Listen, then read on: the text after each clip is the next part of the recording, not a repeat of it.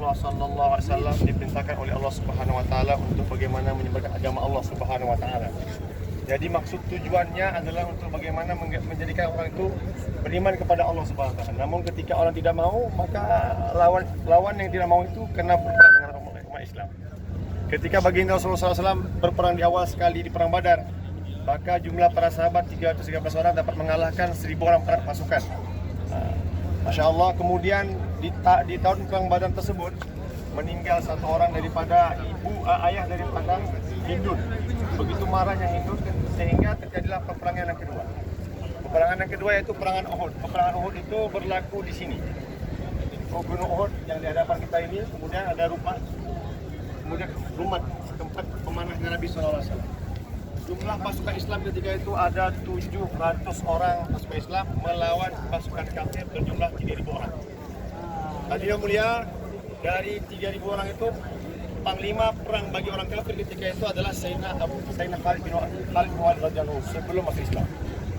Maka dalam peperangan ini, Masya Allah, ketika di awal peperangan umat Islam itu diberikan Allah Subhanahu wa taala sebuah kemenangan yang menyebabkan tentara kafir karena kekuatan orang Islam mereka tuh berlari, namun punya strategi lain.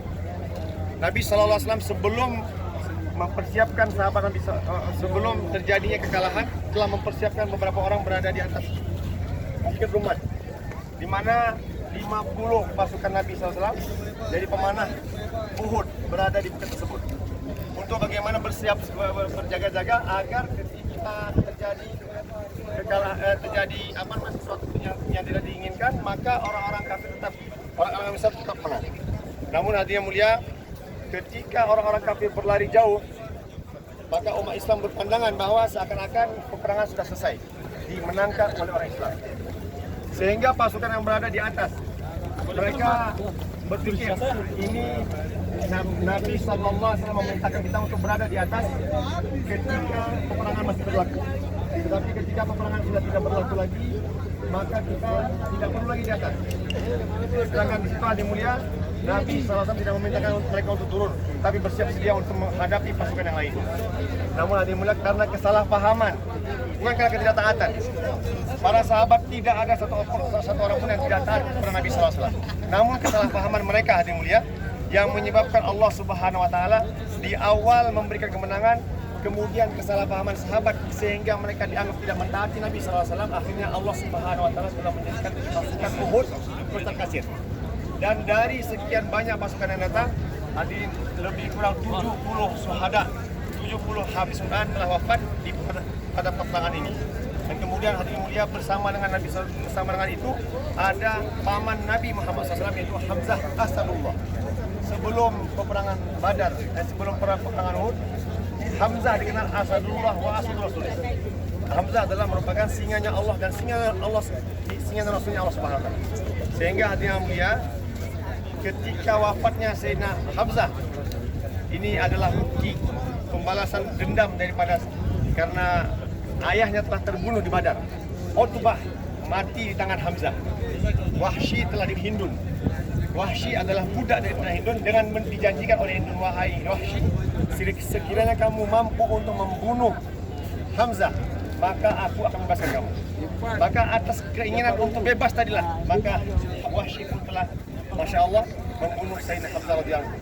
Setelah dibunuh, hadirin mulia, dengan kekejian yang dibuat oleh Hindun ketika itu, dia telah membelah dada daripada Sayyidina Hamzah dan memakan hati daripada Sayyidina Hamzah karena begitu kekejiannya kepada Sayyidina Hamzah radhiyallahu anhu. Dan hadirin yang dimaksud sementara, Rasulullah sallallahu alaihi wasallam ketika peperangan itu terjadi sangat sedih. Sehingga di antara doa kunut nazilah yang Nabi SAW sampaikan ketika Rasulullah SAW menghadapi perang Uhud. Karena begitu banyak pasukan Islam yang kalah. Hadirin yang mulia, dari sini kita dapat mengambil pelajaran ketika mereka kembali lagi mengikut apa yang disampaikan oleh Rasulullah SAW. Allah Subhanahu wa taala kemudian memberikan kemenangan di perang Uhud itu juga. Walaupun awal menang, kemudian pertengahan kalah, kemudian di akhir tetap dimenangkan oleh Allah Subhanahu wa taala. Karena kalimat Allah Subhanahu wa taala adalah kalimat yang hadirin yang Allah Subhanahu wa taala. Di sini kita dapat pelajaran bahwa di zaman Nabi SAW tidak ada seorang sahabat pun yang meremehkan sunnah Nabi SAW. Tidak Tidak ada seorang sahabat pun yang berusaha untuk bagaimana meninggalkan sunnah Nabi SAW. Sehingga Allah Subhanahu Wa Taala menampakkan marwahnya orang Islam. Marwah orang Islam begitu tinggi. Jangankan hadirin yang mulia, orang-orang Islam yang ada di sekitar kota Mekah dan Madinah saja yang bangga terhadap Islam. Akan tetapi seluruh dunia mendengar nama sahabat pun mereka telah merasakan mengaku kekalahan mereka. Hadirin yang mulia, maka di depan kita ini ada kuburan syuhada Nabi SAW. Kita sampaikan itu sama-sama insyaallah masalah kepada para syuhada. Semoga Allah Subhanahu Wa Taala dengan kita datang kemari, jadikan kita orang-orang yang golong orang-orang yang akan mendapatkan syafaat Nabi SAW kelak di hari kiamat, berjumpa dengan Nabi SAW dan para syuhada Uhud. Sebelumnya kita berdoa dulu. A'udzubillahi samii'il 'aliim minasyaitonir rajiim. Bismillahirrahmanirrahim. Alhamdulillah wassalatu wassalamu ala rasulillah Allahumma rabbana hidna qulubana wa liwalidina warhamhum kama rabbawna shighara wa li jami'il muslimina wal muslimat wal mu'minina wal mu'minat al ahya'i minhum wal amwat bi rahmatika ya arhamar rahimin. اللهم كما تقبلت من اهل الحوت تقبل منا يا رحمن تقبل منا يا رحيم تقبل منا يا ارحم الراحمين. السلام عليكم يا دار قوم المؤمنين ان شاء الله تفلحون يغفر الله لنا ولكم في الدين والدنيا والاخره. اللهم يسر لنا يا الله امورنا دنيانا واخرتنا بحضرة النبي محمد صلى الله عليه وسلم وذريعة الصحابة الذين تبعوا يا الله يا ارحم الراحمين. اللهم اغفر لهم وارحمهم وعافهم واعف عنهم واكرم نزلهم ووسع مدخلهم واغسلهم بالماء والثلج من الخطايا كما يغسل الثوب الحمد لله. امين. وابصرهم دارا خيرا من دارهم وزوجا خيرا من زوجهم واهلا خيرا من اهلهم وقهم من فتنة القبر من عذاب النار يا الله يا ارحم الراحمين. اللهم بعثنا يوم القيامة مع النبي صلى الله عليه وسلم. الله يا الله ya Allah, pertemukanlah kami dengan Nabi Sallallahu Alaihi Wasallam dan para sahabat Nabi Sallallahu Alaihi Wasallam di akhirat ya Allah. Insya ini berikanlah kami berjumpa dengan Nabi Sallallahu Alaihi Wasallam ya Allah. Kami rindukan Rasulullah dan para sahabat Nabi Sallallahu Alaihi Wasallam ya Allah. Hari ini kami berziarah kepada mereka ya Allah. Jadikanlah pertemuan kami di sini Allah sahabat yang dia berikan dan berkah ya Allah. Ya Allah Rahimin, berkahi kehidupan kami ya Allah. Agar kami dapat ulang-ulang kali datang kepada ya Allah. Amin ya Allah. Kepada Nabi Sallallahu Alaihi Wasallam. Berziarah kepada orang-orang sahabat-sahabat Nabi Sallallahu Alaihi Wasallam ya Allah. Ya Allah, tidak ada yang kami inginkan ya Allah kecuali Engkau selamatkan kami daripada fitnah di tanah ini ya Allah.